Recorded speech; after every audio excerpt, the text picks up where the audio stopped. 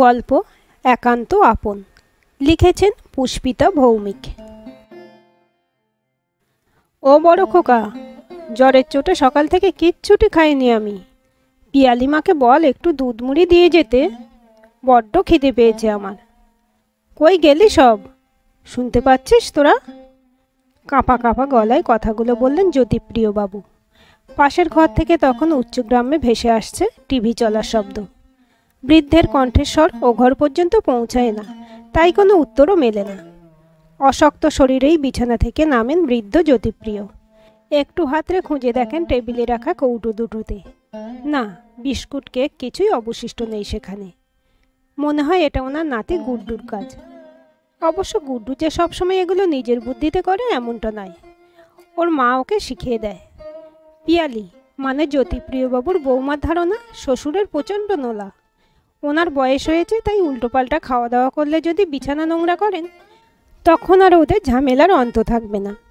অধিকাংশ দিনেই তাই বৃদ্ধর পাতে অল্প পরিমাণে ভাত, করলা সিদ্ধ, থানকুনির ঝোল বা কখনো কপাল খুব ভালো হলে পেঁপের তরকারি ছাড়া আর কিছুই তেমন থাকে না।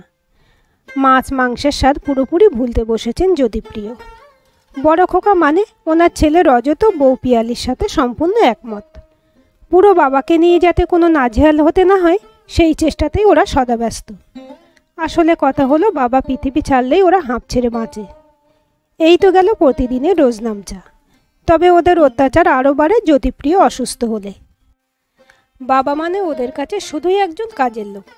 70-এর কোটায় পৌঁছেও সংসারে বাজার করা থেকে রেশন তোলা, ইলেকট্রিক বিল জমা দেওয়া সবই একা হাতে করতে হয় জ্যোতিপ্রিয়কে।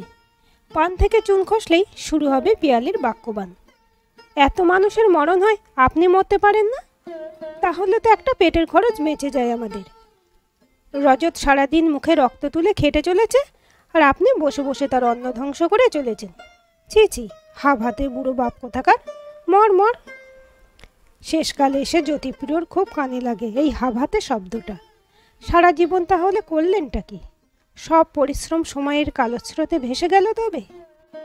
5 ভাই বোনের অভাবী সংসারে কৈশোরে লোকের বাড়ি বাড়ি কাগজ পৌঁছে দিয়ে নিজের পড়াশোনার খরচ চালিয়েছিলেন জ্যোতি। যৌবনে টিটাগড়ের এক চটকলে হিসেব রক্ষকের কাজ করে বিয়ে করেছিলেন দামিনীকে। বুড়ো বাবা মাকেও দেখভাল করেছেন যতটা পারা যায়। 2 ছেলে মেয়ে রজত আর জয়িতাকে পড়াশোনা শিখিয়ে মানুষ করেছেন। তারপর অবসর গ্রহণের বেশ কয়েক বছর আগে নিমতা এলাকায় 1.5 কাঠা জমি কিনে মাথার ঘাম পায়ে ফেলে বাড়িও করিয়েছিলেন হাড় ভাঙা খাটুনি খেটে। অফিসে কাজে শেষে 2টো টিউশন সেরে যখন বাড়ি ফিরতেন জ্যোতিপ্রিয়, তখন শরীরে আর কিছুই তেমন অবশিষ্ট থাকতো না। আসলে দামিনীর খুব ইচ্ছে ছিল ওনার নিজের একটা বাড়ি হবে, যেটাকে মনের মতো করে সাজাবেন নিজের হাতে। স্ত্রী সেই শখও অপূর্ণ রাখেননি জ্যোতিপ্রিয়। কিন্তু নতুন বাড়ি একান্ত আপন আসার পর সুখ দামিনীর কপালে বেশি দিন সহ্য হয়নি। ম্যাসে ভাটাটাকে হঠাৎই পৃথিবীর মায়া কাটিয়ে চলে গিয়েছিল ও। 2 ছেলে মেয়েকে নিয়েই তখন জ্যোতিপ্রিয়র পৃথিবী। তারপর একে একে সময়ের রং তুলে আঁচড়ে কেটে গেছে কত মুহূর্ত। জয়িতার বিয়ে দেওয়া, রজতে চাকরি পাওয়া, কিছু না বলে কয়ে হঠাৎ একদিন সন্ধ্যায় পিয়ালিকে বিয়ে করে নিয়ে চলে আসা, নাতি গুড্ডুর জন্ম, আধো সুরে দাদান বলে ডাকা, অসংখ্য টুকরো টুকরো জীবনের কোলাজের সাক্ষী এই ছোট্ট বাড়িটা। যাক, ঘরে খাবার তো কিছুই নেই। অগত্যা একলা ছাদে বসে রাতের তারাগুলোকে সাক্ষী করে পুরনো দিনগুলোতে ফিরে যাচ্ছিলেন জ্যোতিপ্রিয়। দামিনী থাকলে বোধহয় আজ এতটা অনাদরে থাকতে হতো না। অন্তত দুজনে দুজনকে আঁকড়ে ধরে ভাগ করে নেওয়া যেত সুখ দুঃখগুলো। না, স্বার্থপরের মতো এসব কি ভাবছেন জ্যোতিপ্রিয়? দামিনী বেঁচে থাকলে ওর কষ্টই হতো নিজের সন্তানদের এমন নগ্ন রূপ দেখলে। লেখাপড়া শিখলেই মানুষ হওয়া যায় না। আর শুধু রজত কেন, মেয়ে জয়িতাও নিজের আঁখের গোছাতে ব্যস্ত। বাবাকে দেখার কথা তো দূরস্থ, ফোনে কথা বলার সময়টুকু নেই তার। এই তো সপ্তাহ 2 আগে জ্যোতিপ্রিয়বাবু একদিন ফোন করেছিলেন মেয়ের সাথে দুদণ্ড কথা বলবেন বলে। জয়িতা মুখের ওপর ফস করে বলে বসল, আমি এখন ব্যস্ত আছি বাবা, একটু পরেই আমার কাছে গান শিখতে ছাত্রছাত্রীরা এসে যাবে। আর তোমার কথা মানেই তো পুরনো কাসুন্দি ঘেঁটে চলা, থোর বড়ি খাড়া, খাড়া বড়ি থোর, কিভাবে আমাদের বড় করেছো তার ফিরিস্তি। ভালো লাগে না ওসব শুনতে। রাখছি এখন, পরে কথা হবে। মুখের ওপরে ফোনটা কেটে যায়। কোনো মতে নিজেকে সামলে নিয়ে চেয়ারে বসে পেপার দেখার নাম করে মুখটা আড়াল করেন জ্যোতিপ্রিয়। পুরুষ মানুষের চোখের জল ফেলা যে বারণ। কাটা ঘায়ে নুনের ছিটে মেরে অমনি শুরু হয়েছিল পিয়ালির কথার বৃষ্টি। দেখলেন তো বাবা আপনার মেয়ের রূপ? রজতের মুখে শুনেছি জয়িতাকে গান শেখানোর স্বপ্ন পূরণের জন্য প্রতিদিন কতটা হেঁটে যেতেন আপনি বাস ভাড়া বাঁচিয়ে।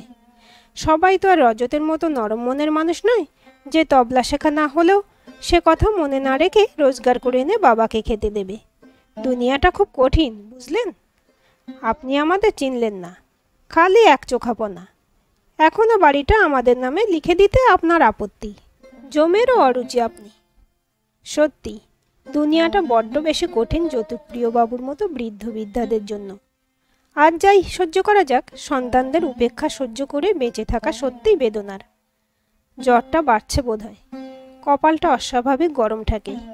ভাবতে ভাবতেই মাথাটা ঘুরে যায় ওনার। পরদিন যখন জ্ঞান ফেরে জ্যোতিপ্রিয় তাকিয়ে দেখেন ওনার পাশে অপরিচিত কিছু নারীদের মুখ। কারা এরা? আগে তো কখনো দেখেননি এদের। এদের পোশাক সাজগোজের ধরন একদম আলাদা। কারা তোমরা? এটা কোথায় এনেছো আমাকে? অস্পষ্ট বলেন জ্যোতিপ্রিয়। ওনার দিকে একটা দুধের গ্লাস এগিয়ে দিয়ে একটি মেয়ে বলে, আমি রোহিণী, আপনি আমাদের চিনবেন না। আপনাদের সমাজের ভাষায় আমরা পতিতা। শিক্ষিত মানুষ আমাদের দেখে মুখ ঘুরিয়ে চলে যেতে পারে, কিন্তু আমরা পারিনি। গতকাল রাতে আমি যখন একটা ক্লাবে নাচ গান সেরে ফিরছিলাম রাস্তায় আপনাকে বেহুঁশ হয়ে পড়ে থাকতে দেখি। গাড়ি থেকে নেমে গায়ে হাত দিতেই বুঝতে পারি ধুম জ্বরে আপনার গা পুড়ে যাচ্ছে। আর দেরি করিনি, আপনাকে আমাদের ডেরায় তুলে আনি। আপনার মুখটা দেখে কেন জানি না আমার মরা বাবাটার কথা খুব মনে পড়ছিল। ভেবেছিলাম আগে আপনি সুস্থ হন, তারপর বাকি সব শুনব। আজ ভোরেই আপনাকে ডাক্তার এসে দেখে জানিয়ে গেছেন বহুদিন ধরে বুকে কফ বসেই এই বিপত্তি। এখন শরৎকাল, রাতের দিকে হিম পড়ছে। মূর্তির মতো নিশ্চল হলেও জ্যোতিপ্রিয়বাবু মনে করতে থাকেন কাল রাতে উনি ছাদে বসেছিলেন। তারপরেই বোধহয় জ্বরের ঘোরে অজ্ঞান হয়ে যান, আর রজত তখনই ওনাকে রাস্তায় ফেলে দায়মুক্ত হয়েছে। আসলে ওরাও একটা সুযোগের অপেক্ষায় ছিল। ভুলটা হলো আপন রক্ত ভেবে যাদের মানুষ করার জন্য নিজের গায়ে রক্ত জল করেছেন, আজ তারাই তাকে রাস্তায় ফেলে দিয়ে গেল। ভাগ্যের কি নিষ্ঠুর পরিহাস।